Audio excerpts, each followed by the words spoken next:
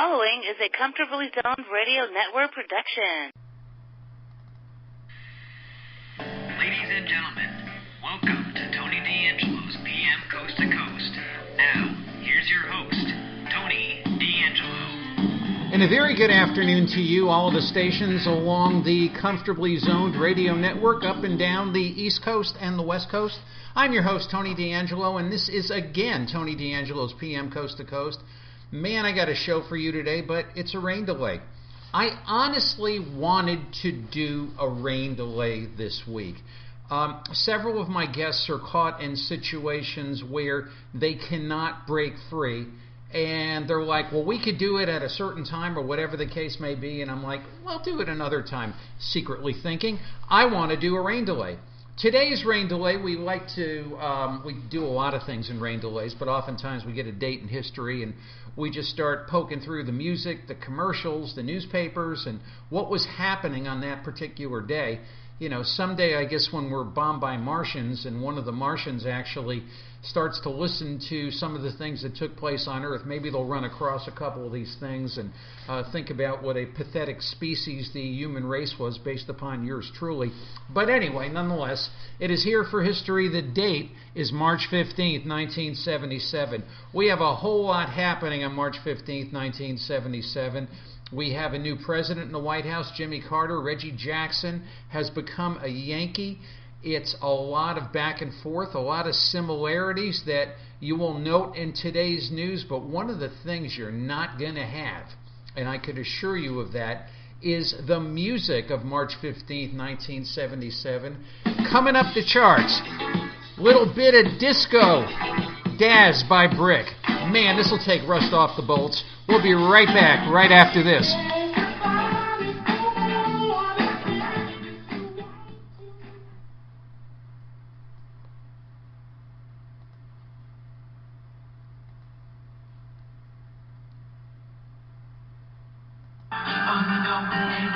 With tasty, toasty Cheerios. It's track meet time at the starting line. The whole team's counting on you. 100-meter run, then the race is done. Keep on the go, pull through. Listen, Jill, we need this race to win the meet. It's all up to you. Yeah, I know, but I'm ready to go. Okay, here we go. Just remember. On your marks. Shoulders down at the start. Get set. Then let her fly. Go! Go, go! Sure you're straining, but look, you're gaining. You're doing the best you can do. You're running hard and you're running fast. Keeping on the go. That's you. Keep on the go, everyone. Keep on the go. Go, go! Cheerios on the go, everyone with Cheerios. Toast, juice, milk, and tasty, toasty Cheerios helps give you the energy it takes to keep on the go. You can finish. Run, Jill, go! With Cheerios. Cheerios on the go. Keep on the go.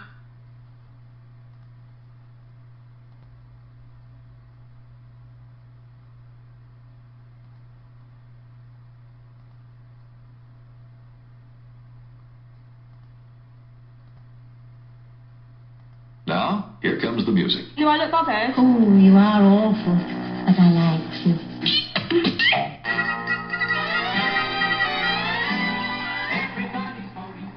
Just some of the news events taking place on March 15th, 1977. It was a sunny day in New York, 49 and sunny, which is actually kind of warm for March 15th in these here parts. In news, Barry Goldwater is linked to the mob. I know that doesn't surprise a few of my colleagues on this fine network. Hamas Abdul Khalifa, a terrorist, was booked and released on the same day. I'm sure that doesn't surprise a lot of us either. 9 New York City doctors were booked on Medicaid fraud to the tune of $200,000. Now that certainly doesn't surprise me. President Jimmy Carter called for the legalization of marijuana in 1977, and that has not happened yet on a federal level. That probably wouldn't surprise a lot of us either. The House of Representatives voted to bar chrome from Rhodesia in order to protect domestic production. The Teamsters tried to increase funding by going to their drivers and asking for $6 more per paycheck for the pension plan. The Teamsters pension plan, if anyone has worked with it, is the Cadillac of all pension plans. And nuclear negotiations continue with the Soviets. We'll be back with more of March 15th, 1977, right after this.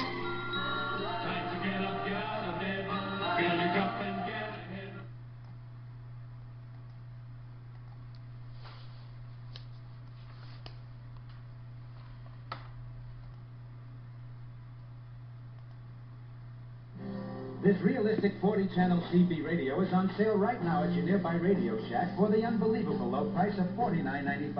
That's 50% off our catalog price. And our realistic Model 466 is ready to use on all 40 CB channels. For under $50, get the convenience and security of two-way CB communication today. The sale-priced realistic 40-channel CB radio. Only at Radio Shack, a Tandy company.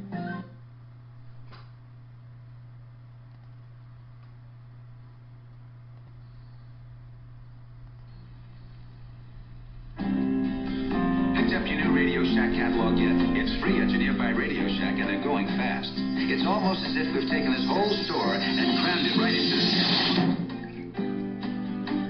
Realistic hi-fi systems, tape recorders, antennas, hobby kits, electronic parts, smoke detectors, TV games, and our famous line of realistic CB radios. Get your free copy today, only at Radio Shack, a Tandy company.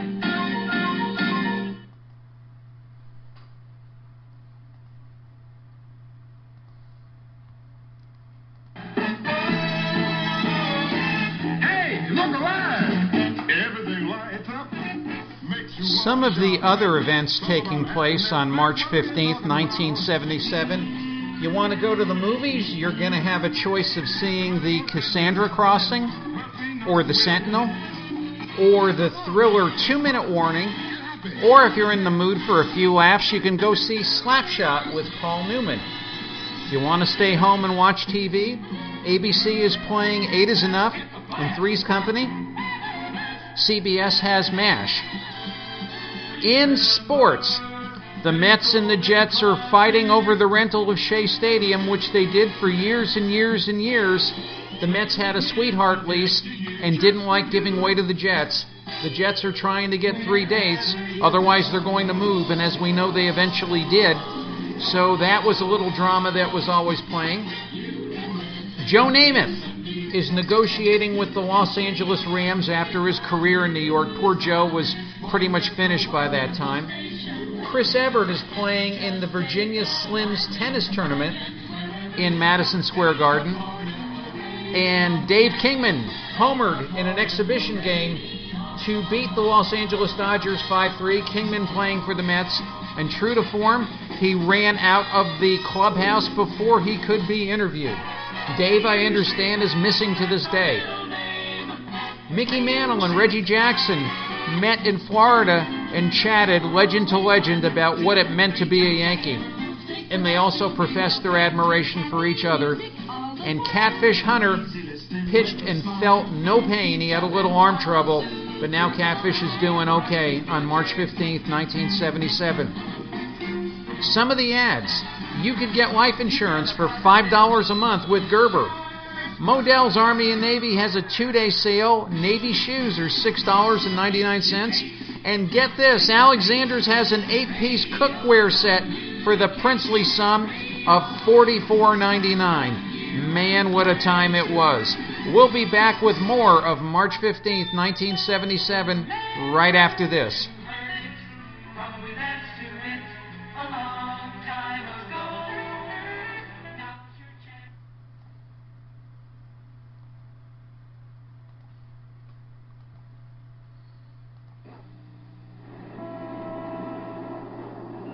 Oh, when you think you're ready for the new Crazy Eddie, the man who's got most everything, his stereo sound, his audio selection, Wally with your perfection.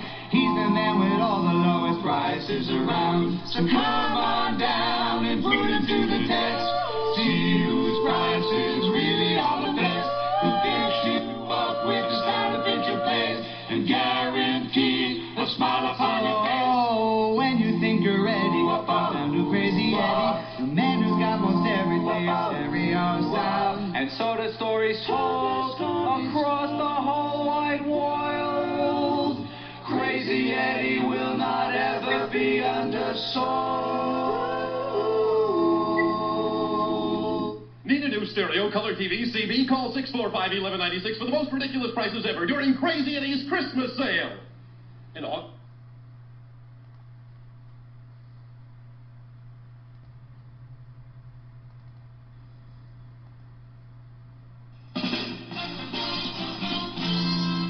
And for today's commentary, we are interviewing one Tony D'Angelo of Pomfret, Connecticut, who is going to give you a piece of his mind, or what remains of it.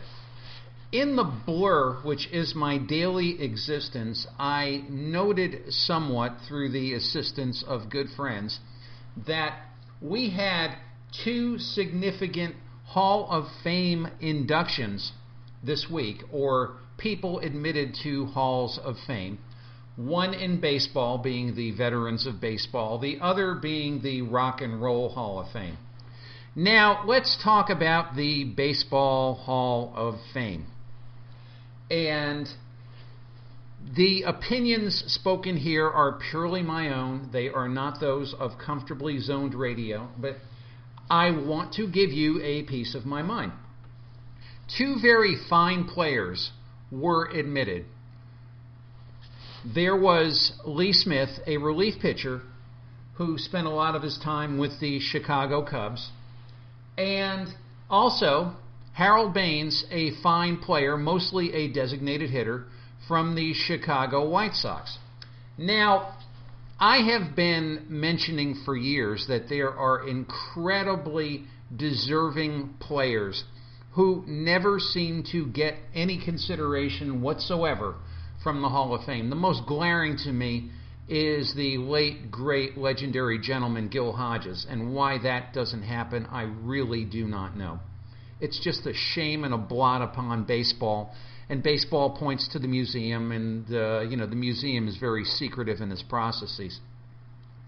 But there are so many other players, in my opinion, who really are more deserving than the two gentlemen mentioned, who were fine players, a fine pitcher and a fine batter, and actually maybe not as much of a position player, but nonetheless, they are fine players. But yet, if Hal Bach, who is a frequent contributor in this network, always says we are not talking about the Hall of the Very Good.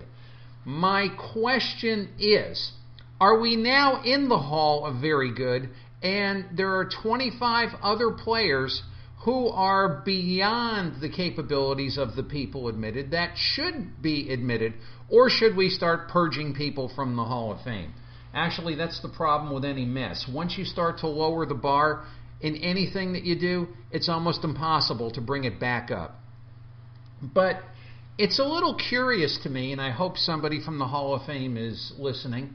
We had two people on the Veterans Committee with heavy ties to Chicago, one being Tony La Russa.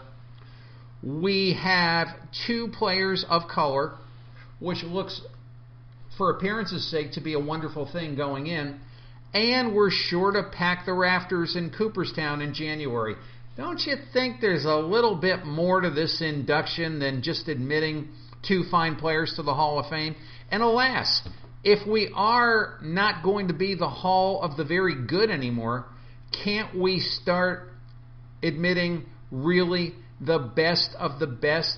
The Babe Ruths, the Ty Cobbs, the Willie Mazes, the Sandy Koufaxes. I would love to see that, but yet the Hall of Fame, being a museum, wants to fill its coffers as best as it can. Thus, we have what we do. We have the baseball of today, because it's the baseball that fans want, and we have the Hall of Fame that we do, because it's the Hall of Fame that is a popular feel-good thing. And I can be started for that on days. But this is a happy and positive rain delay. But wait, I'd like to talk about the Rock and Roll Hall of Fame. The inductees for this session were Radiohead, Janet Jackson, Stevie Nicks. What about Johnny Rivers? What about the association? I could go on for days, and yet it is the same thing where people like to induct people who are quote-unquote popular amongst the group and will do the best media show. So, from Tony D'Angelo on Tony D'Angelo's PM Coast to Coast, and speaking to the Baseball Hall of Fame and the Rock and Roll Hall of Fame, I will say what Warner Wolf said when he was broadcasting sports in New York many years ago. You get the Boo of the Week from me.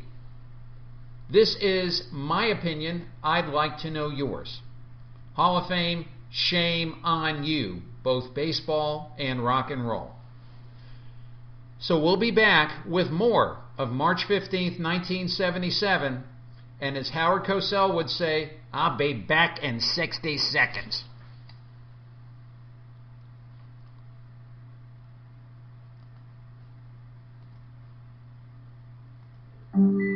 Here's a space-age gift for kids from Radio Shack. The original Space Patrol walkie-talkie. You get 2 for just $14.95 a pair, and they really work. They're crystal-controlled and battery-operated, just like Dad's bigger CB units. And they're built in Radio Shack's own electronics factory.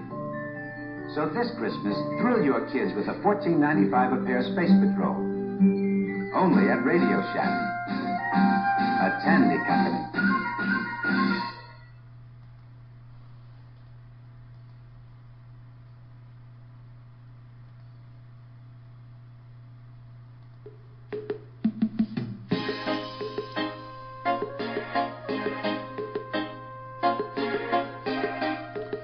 No matter what I may do on this show, the friends and fans along all of the stations of the Comfortably Zoned Radio Network are horrified if I do not commemorate any of the baseball birthdays. So I would like to commemorate some famous baseball players that were born on March 15th. Harold Baines we spoke of earlier. We congratulate Harold to his admittance to the Hall of Fame. He turned 59 this past March 15th. Mickey Hatcher, a fine player, 12-year career with 3 teams. He blew out 63 candles on March 15th earlier this year. And get this, Whitey Wiedelman would have been 99 if he had lived. Whitey was a wartime player, a lifelong baseball man, and also a coach for many years, most notably with the San Diego Padres. We wish Harold Baines, Mickey Hatcher, and the memory of Whitey Wiedelman nothing for the best. Nothing but the best. The best. And we'll be right back right after this.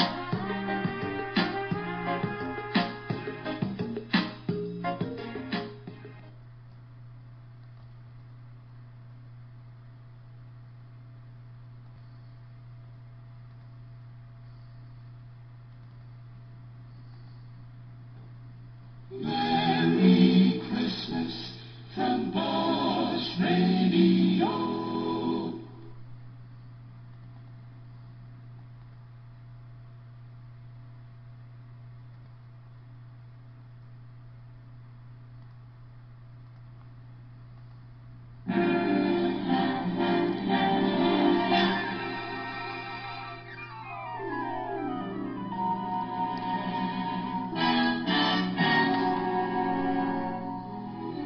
Once again, too many people to thank.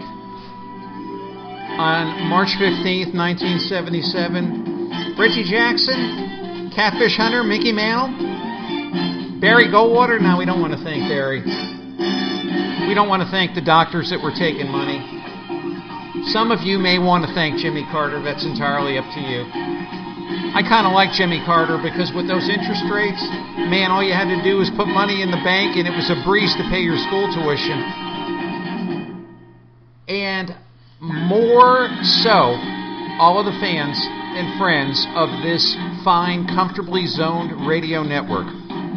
Remember, our corporate mission, which is to donate slightly used children's books to any Project Head Start, kids need to read.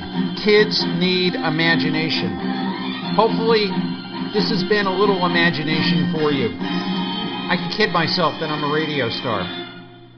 So from Tony D'Angelo, and for all of the hosts on the Comfortably Zoned Radio Network, as David Hartman would say, go out and make it a terrific day today, and make it something that you'll always remember, or somebody will come back and do your day in history in some time to come. So you take care and Kayuska Day, and we will see you next week. Bye!